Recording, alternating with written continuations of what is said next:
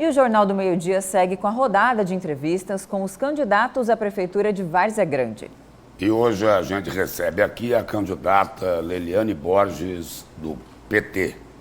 Boa tarde, candidata, e seja bem-vinda aqui ao Jornal do Meio-Dia. Boa tarde. Fico muito agradecida desse convite de estar aqui, poder falar com a minha Várzea Grande. Candidata, a senhora é professora, mulher, negra e pobre. Isso. Como que é essa campanha lá de Várzea Grande, enfrentando aí adversários que estão gastando milhões de reais? Tudo bem que tem lá o fundo eleitoral, mas existe aí uma diferença muito grande, não é? Isso, é uma diferença desigual. Mas se não tivesse o fundo eleitoral, eu não teria condição nem de estar candidata.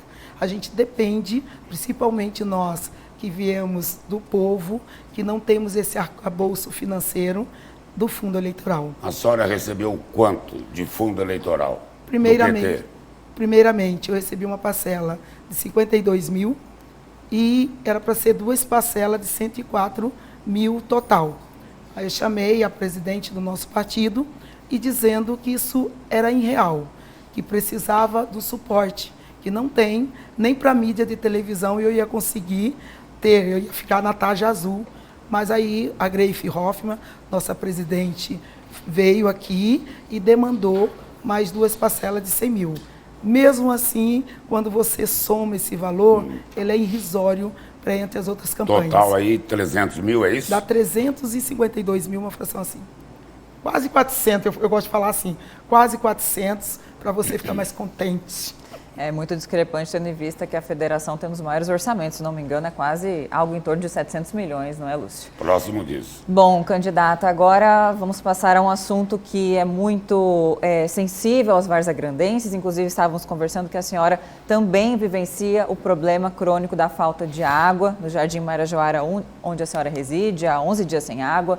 Qual a sua proposta para solucionar esse problema crônico e humilhante para os cidadãos da cidade? Hoje que eu tive quase a manhã toda aqui, tão gostoso você lavar a mão com a torneira ligada, tendo a água não sendo no caneco.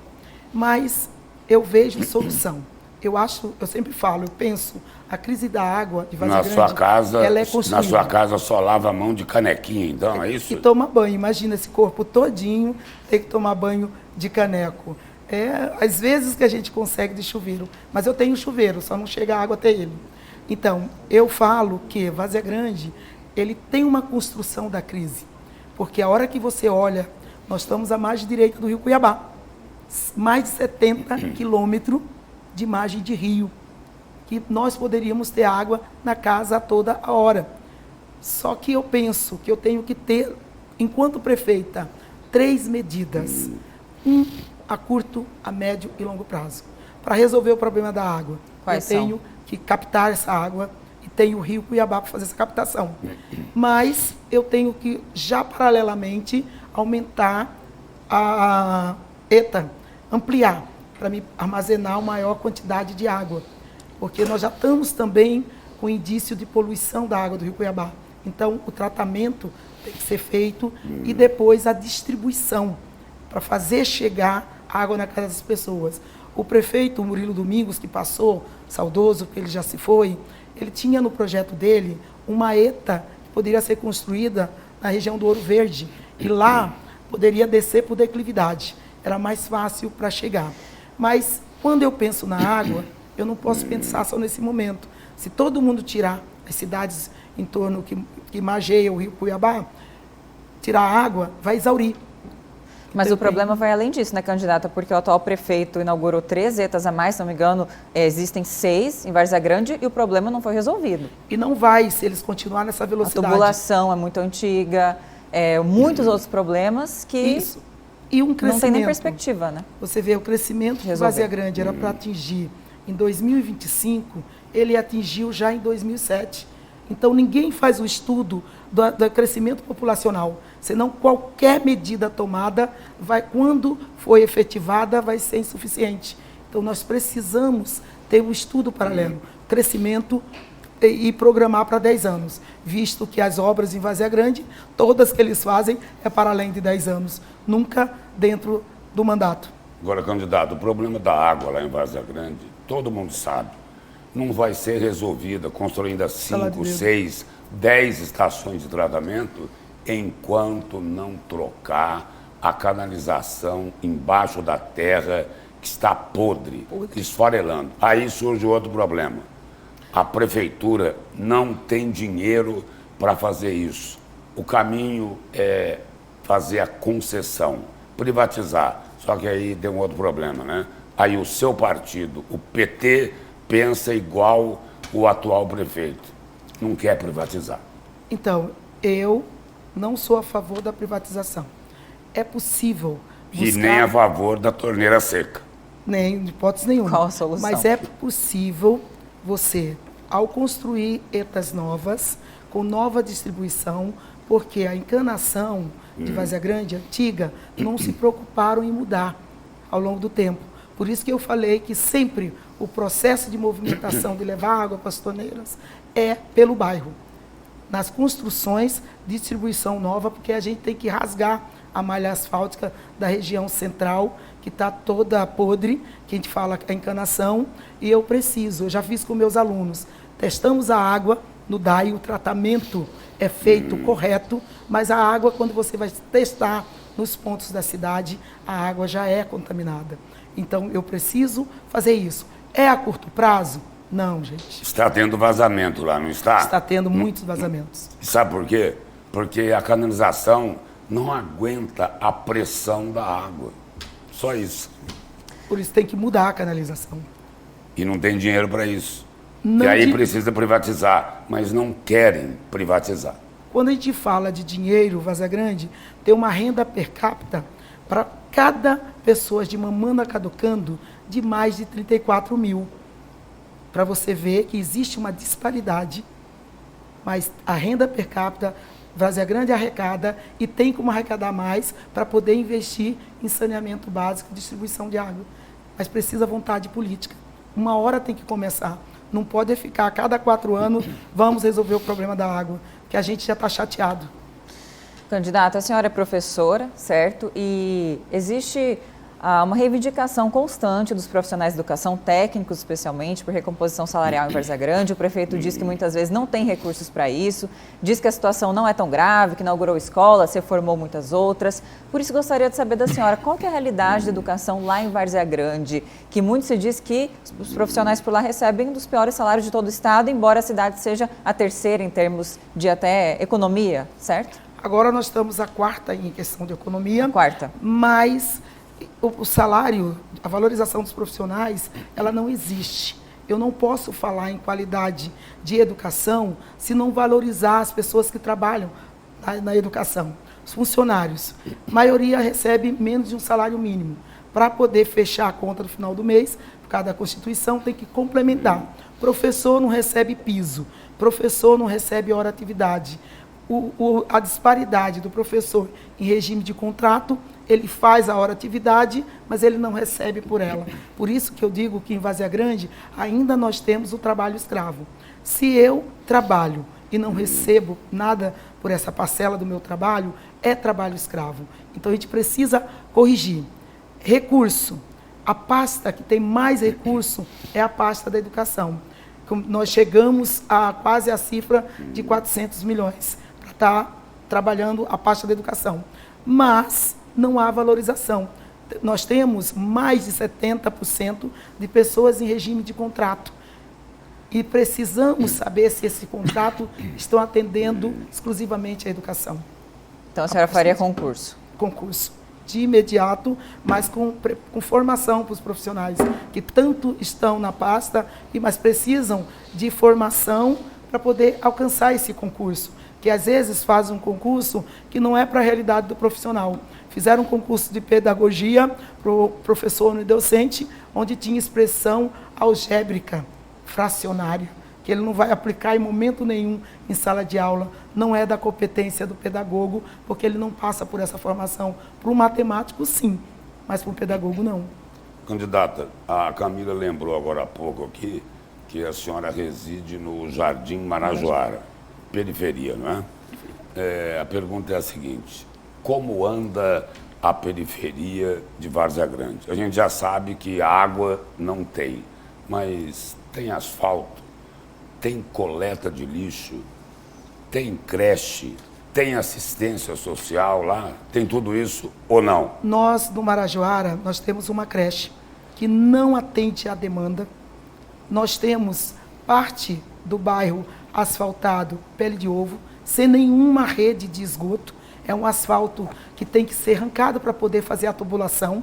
Já é um crime fazer um asfalto dessa forma. Casca de ovo é o piche só, né? Isso, aquela que choveu, muitas vezes desplaca e eles vivem, parece que é uma indústria de tapar buraco, arranca quando vem a chuva. Nós precisamos que a periferia tenha regularização fundiária. O pessoal fala assim: professora, você vai fazer isso? Vou. Mas o que essa periferia tem? Não tem asfalto, porque lá, não tem escola, sem a regularização não tem fundiária, a pessoa não é dona do seu pedaço de chão. Isso mesmo. E dá dignidade à pessoa, ter a sua escrituração. E eu preciso fazer isso enquanto prefeita em Várzea Grande, mas e também para não onerizar. Quem paga imposto lá, PTU, paga muito. E quem não paga, e gente que não paga porque ele não tem regularizado a sua terra. Mas como cobrar dessas pessoas? Se não tem a água, não tem a policlínica, a saúde, não tem a escola, não tem a malha asfáltica. Você vai dizer que vai cobrar dessa pessoa, está cobrando o quê? O que tu oferece? Que até a energia para ele ter, ele tem que fazer gato. Candidata, como eu havia dito na pergunta anterior, a senhora é professora, né? E no ano passado, no começo, aconteceu um episódio na audiência pública cujo objetivo era a militarização da escola estadual da Gisa de Barros, na Várzea Grande. E aí a senhora se exaltou, interrompeu várias vezes a fala de um policial militar, houve até acusação de tentativa de agressão, supostamente, que não foi provado, enfim. Gostaria de saber, foi até um vídeo que nós divulgamos aqui, muita gente viu, se essa postura a senhora repetiria caso eleita, ou não, é preciso estabelecer o diálogo e deixar os contrários, né, também falarem. Qual que é o seu pensamento hoje, depois de tudo isso? Construir uma narrativa sobre a professora Leiliane.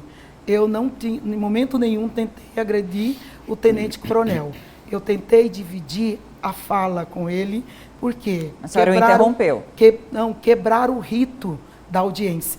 A audiência estava estabelecido um rito onde só poderia falava as duas partes, tanto escola, as três, a comunidade, e o tenente-coronel expondo as benéfices da escola cívico-militar. Só que decidiram não fazer dessa forma. Porque assim que ele terminasse de falar, era para abrir a votação por aclamação. Como eu estava junto nos espaços para a autoridade, que eu acho que o professor nesse país é autoridade, eles falaram atrás de mim. Eu busquei o conselho da escola para dizer assim: tenta fazer alguma coisa que eles vão abrir a votação por aclamação. Tanto a diretora da DRE, como a representante da SEDUC e o coronel, eles combinaram. E a minha pessoa estava na frente. E agora, combinaram, passando a orientação para a pessoa que estava fazendo a locução. E eu precisava avisar a plenária que estava acontecendo algo de errado. Avisei o conselho falou: eu não sei onde está o presidente na quadra, eu não consigo localizar. Então eu cocei a cabeça e diz assim: Preta, você tem 5 segundos para tomar uma decisão. Ou nós vamos ter a falta de respeito com a população. Mas a senhora não teria outros meios de depois invalidar essa audiência pública com essas provas? Até se você procurar a lista da ata, até ela sumiu. Ela sumiu por alguns dias, depois apareceu. Então, eles tinham fato.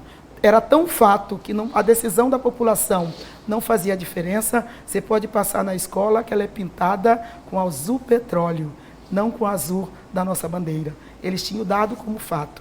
E eu pedi, a única palavra que eu falei para o tenente-coronel, abrir os braços, porque a gente da periferia, a gente tem um receio com a polícia, porque eles acham que se a gente baixa o braço, a gente enfiar a mão no bolso, eles já acham que a gente vai atirar.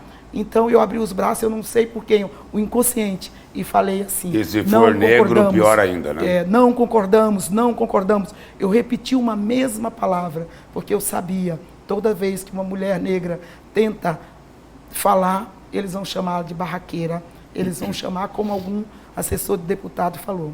A gente ainda, mulheres, nós não temos o direito a Chamaram a senhora falar. até por outro nome, não é? Isso. Não só barraqueira, né? Então, e teve até um tenente-coronel que Ligando falou... até, quer dizer, ligando até com uma convicção religiosa, não foi isso? Isso.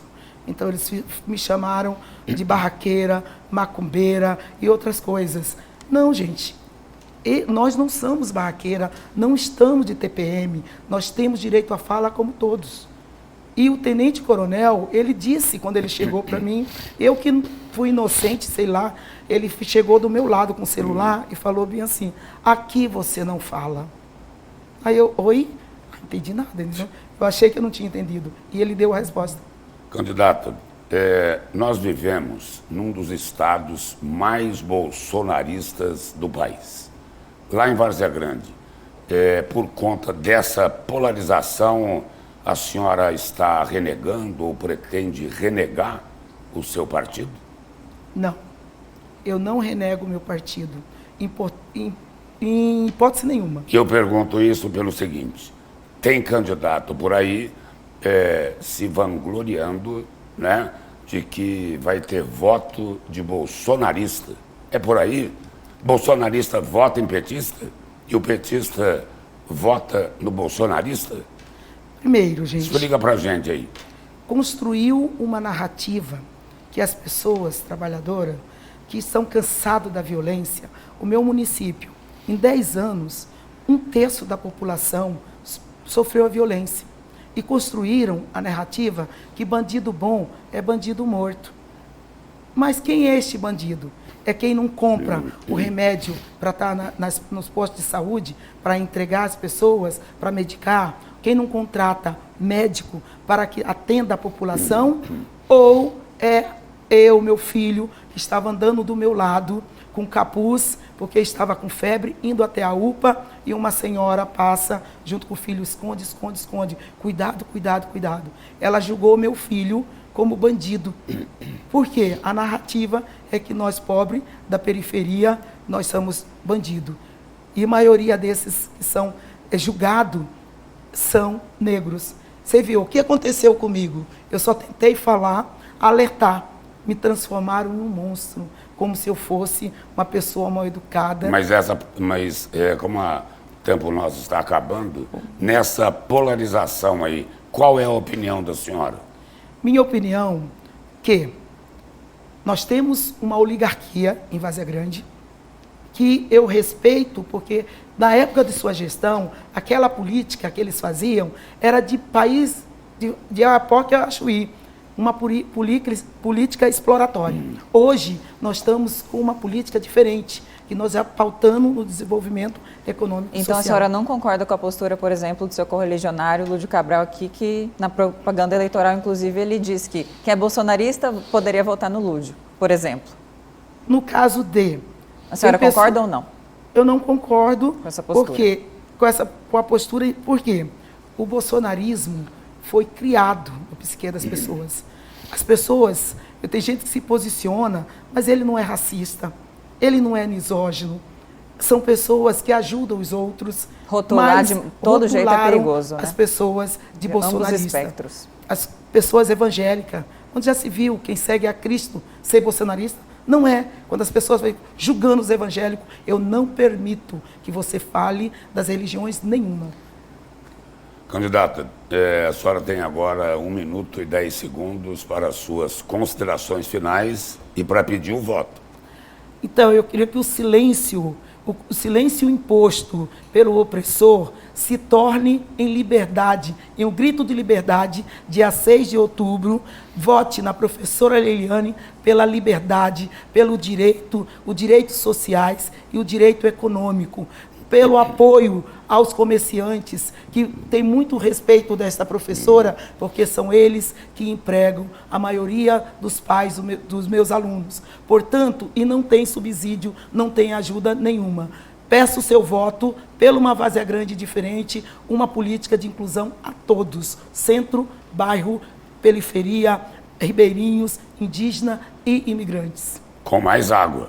Com mais água para todo mundo. Eu quero beber Não só água, no quero seu tomar bairro, banho né? de chuveiro, tá, gente? Não mais de canequinha. Caneco. Já Candidata. pensou com um corpo desse? Por gente? 11 dias, Tudo né, isso. candidata? Sem água. Candidata, Sem água. obrigado pela presença Eu e que pelas agradeço. informações aqui no Jornal do Meio-Dia. Obrigada. E amanhã